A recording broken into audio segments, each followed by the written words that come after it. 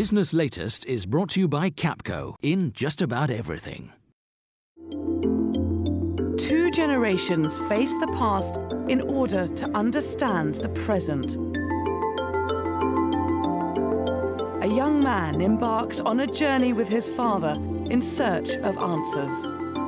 Great changes in China have brought their traditional family way of life to a crisis point. Faces of China, at this time on Al Jazeera.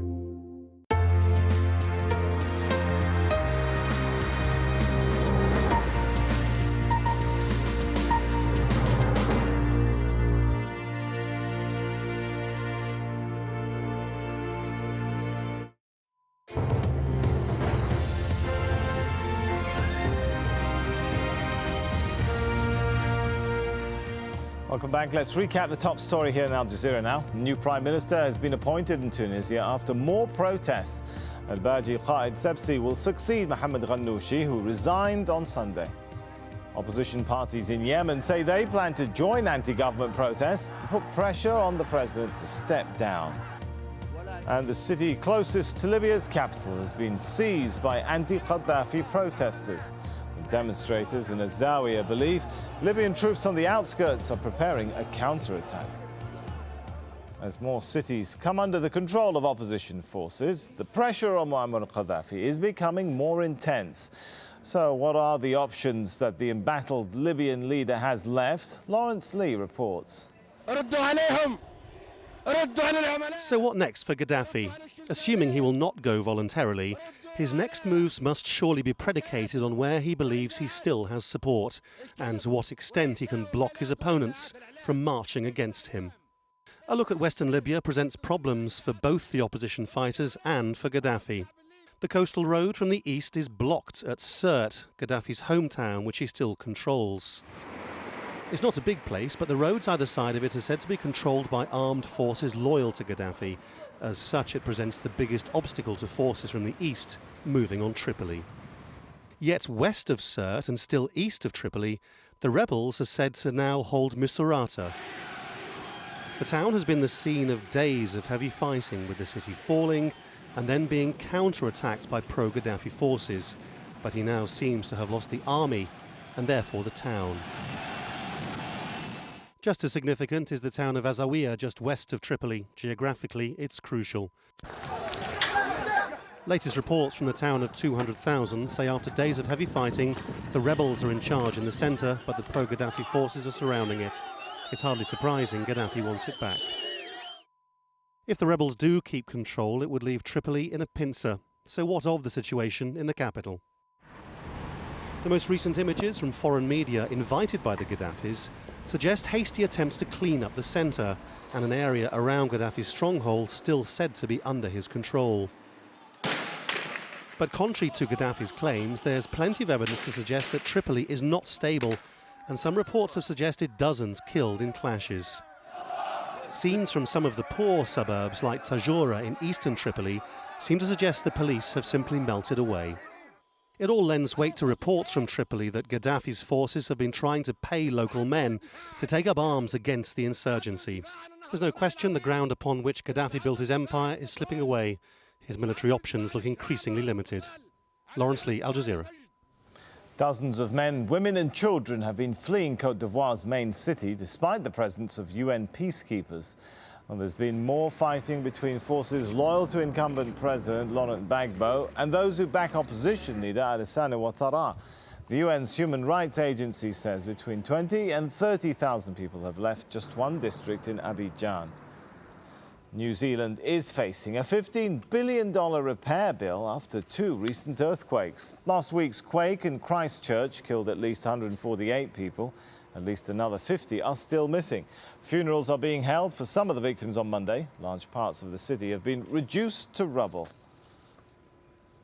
The people of Chile have been marking the first anniversary of a massive earthquake there. Thousands of families still living in temporary shelters. President Sebastián Piñera has been criticized by people who think the response has been too slow. Mark Orchard now.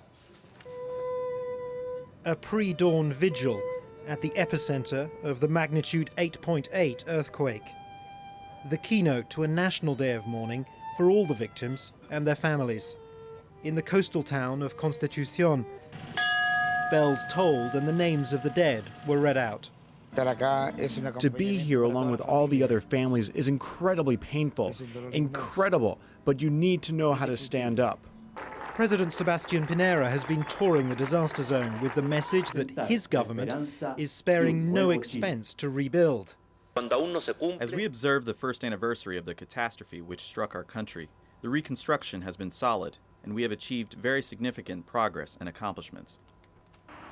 The country's main highways are nearly back to what they were before the quake. But building new housing for the displaced has been slower. In this camp, residents who lost all their possessions are still waiting for a grant to build a new neighborhood. We are suffering here. We don't have water for the house. The truth is that there's been a lot of shamelessness here. That's the only way to describe it. We are all suffering from depression here. This is going nowhere.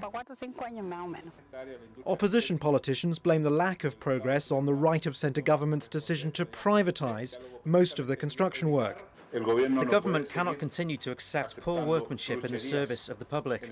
The methods they have been employing in the Bio region are absolutely outside the law and public morality. Pinera concedes that the work is running behind schedule, but his government says it will accelerate the outsourcing of work to private companies. Mark Orchard, Al Jazeera. Representatives from China and Japan have held their first talks in 2 years as tensions between the two Asian economic giants ease. China's Vice Foreign Minister met his Japanese counterpart in Tokyo to discuss issues ranging from the film industry to security. Sino-Japanese relations deteriorated sharply last September after a Chinese trawler collided with Japanese patrol boats.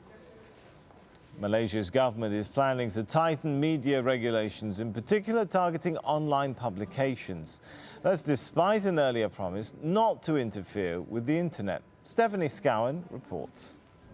It's the kind of news no publisher wants to hear. A planned newspaper boycott in support of free speech in Malaysia. Campaigners say if the plan to change the Printing Presses and Publications Act and the Sedition Act goes ahead, it will shackle the last vestige of press freedom in the country. Free press in this country, I mean, the idea of free press is most of us don't feel there is such a thing as free press in that sense. The editor of independent news portal Malaysia Kini, which is frequently critical of the government, fears the worst. When the guidelines been set, when the confusion has been sorted out, I see, perhaps a major crackdown against online, commentators, including, websites like Malaysia Kini. Malaysia Kini is one of the few media outlets to take up the case of journalist Hatta Wahari. A reporter for government-backed paper Utusan Malaysia, Wahari was suspended in January for comments he made as president of the NUJ. I'm issuing a statement that please go back to the press freedom, please do a non-biased reporting and non-partisan, that we go back to our main objective, to disseminate information to the people. We should not be a propaganda tool to any stakeholder. Some fear the expansion of the PPPA and the Sedition Act is part of a government strategy to win back seats at the next election. Others warn a crackdown will stifle Malaysia's development and say the government needs to change tack. If Malaysia wants to be a developed nation, it comes with democratic rights and freedom of expression. You can have a high-income economy and restrict the others.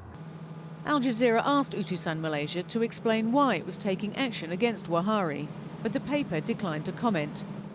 Disciplinary proceedings against him have been indefinitely postponed, but Wahari remains suspended from his job. The plan to regulate the internet is a major U-turn for the government, which previously said it would never interfere with the World Wide Web. It says, though, it must now respond to threats to national security. But just exactly what those threats are, critics say, is anyone's guess. Stephanie Scowen, Al Jazeera, Kuala Lumpur. Well, it's a showcase of the best in the film industry. The 83rd Annual Academy Awards has just come to a close. Besides being a showcase of the year's best films, the Oscar red carpet is also one to watch for. Hollywood film stars, producers and directors all turned up at the at the Kodak Theatre for the major event in the movie industry calendar. Rob Reynolds was at the star-studded event and tells us who are the big winners this year. There were relatively few surprises in Hollywood on Oscar night. The Best Picture award went to The King's Speech. Many here in the film industry had expected the British film to get the Best Picture award. It's the story of a stammering monarch who rises to the occasion, overcoming both a speech impediment and self-doubt. The star of that film, Colin Firth, won Best Actor award. The Best Actress honor went to Natalie Portman for her harrowing portrayal of a ballerina pushed over the edge of madness even as she achieves an artistic success. The gritty boxing film, The Fighter, scored something of a 1-2 punch with both Melissa Leo and Christian Bale bringing home Oscars for Best Actress and Actor in a Supporting Role. But really, the warmest applause of the night went to Natalie Portman. She fell in love with the choreographer of the film Black Swan. While on the set, the two of them are now expecting a baby boy in the spring. Rob Reynolds, Al Jazeera, Hollywood. Well, U.S. astronauts at the International Space Station are preparing for their first spacewalk of their mission. They plan to make repairs at the exterior of the orbiting lab. The crew arrived aboard the Space Shuttle Discovery on Saturday. This is the last flight for Discovery. The shuttle is being retired after 39 missions over 26 years. And you can keep up to date with the news by following our website. Stay with us.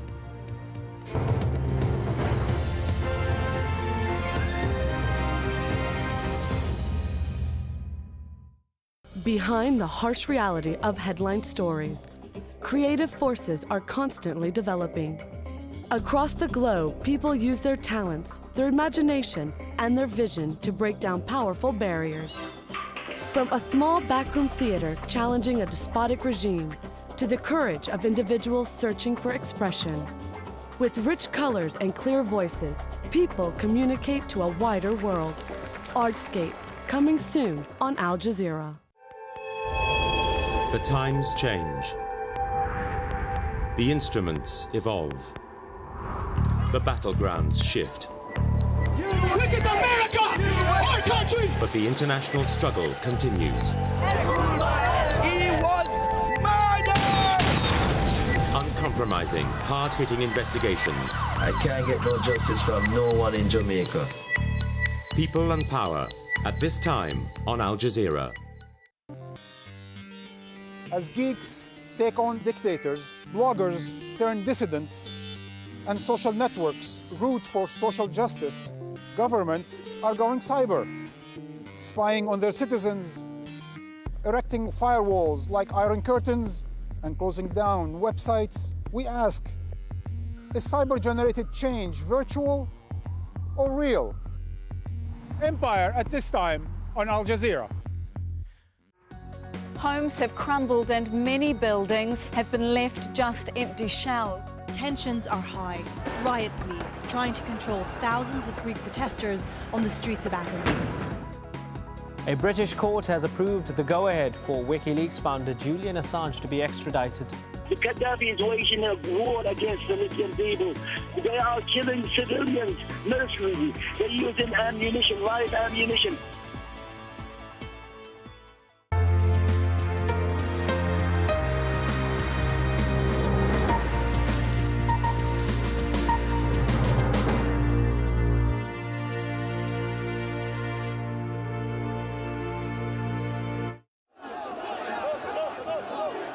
Closing in on Gaddafi's stronghold, Libya's opposition movement takes control of territory close to the capital.